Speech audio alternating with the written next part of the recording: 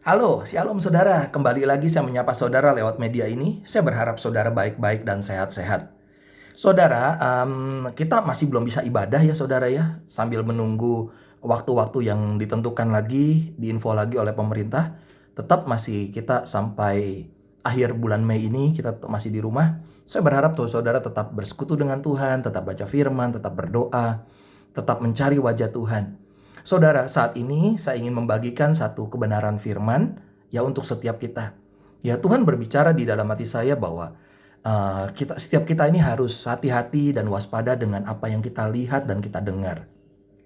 Firman Tuhan berkata di Roma pasal yang ke-10 ayat yang ke-16 sampai 18. Firman Tuhan berkata begini. Tetapi tidak semua orang yang telah menerima kabar baik itu.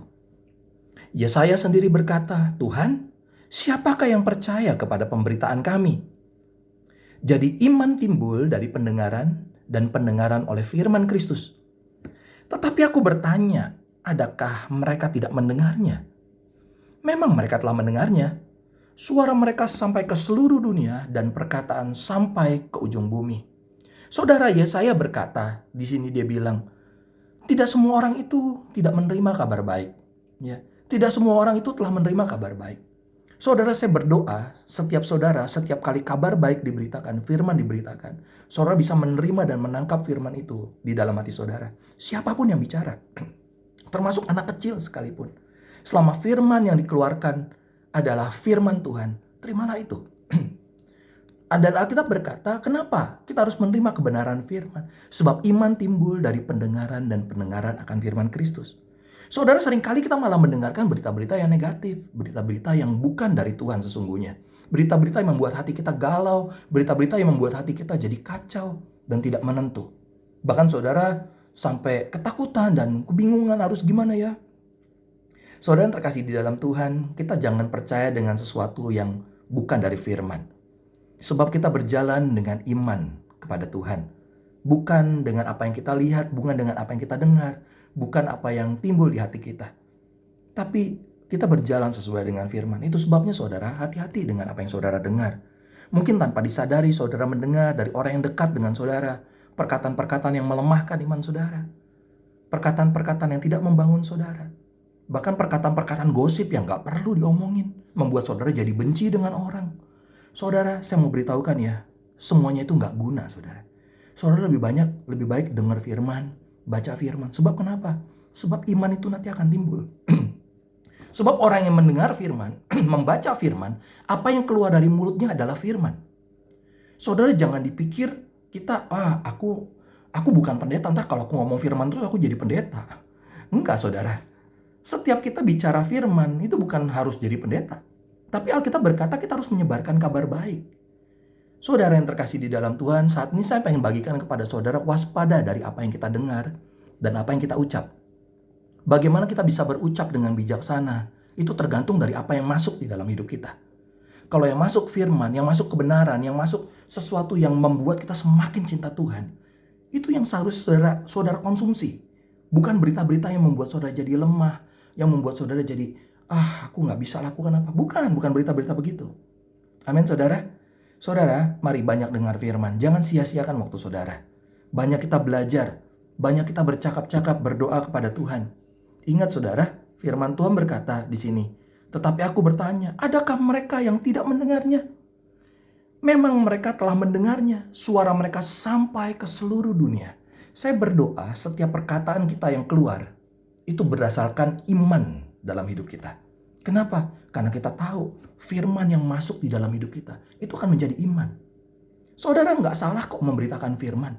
Saudara nggak salah kok memberitakan kabar baik. Ketika teman saudara, rekan saudara sedang sakit, sedang bingung, sedang kacau, sedang ketakutan, saudara bisa mengucapkan kata-kata yang menguatkan. Jangan takut, Tuhan ada bersama kamu. Jangan takut, Dia selalu memberikan jalan keluar tepat pada waktunya.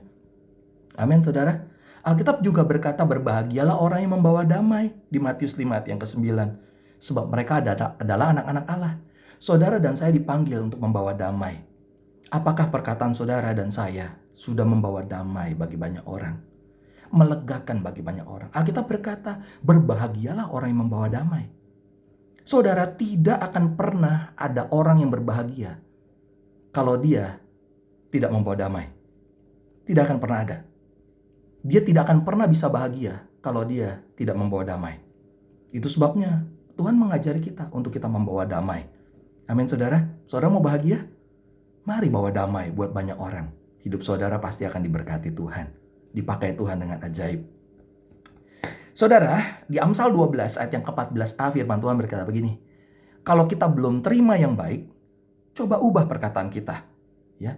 Sebab orang dikenyangkan dengan kebaikan oleh karena buah perkataan. Ya, ingat ya saudara ya, setiap orang dikenyangkan dengan kebaikan karena buah perkataan.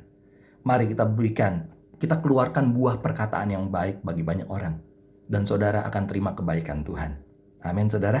Saudara, saya mengingatkan kembali bahwa setiap hari Senin, sekarang kita ada tetap Permata Berbagi Berkat. Kita akan masak, kita mulai dari jam 8:30 sampai jam 12.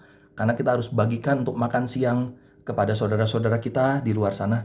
Saya berdoa saudara bisa mengambil bagian dan kita semua bisa bergabung bersama untuk acara ini. Di mana kita juga melihat banyak orang di luar sana yang sedang dalam keadaan sengsara dan putus asa. Biar kita semua gereja Tuhan menjadi solusi, membawa jalan keluar bagi mereka yang di luar sana.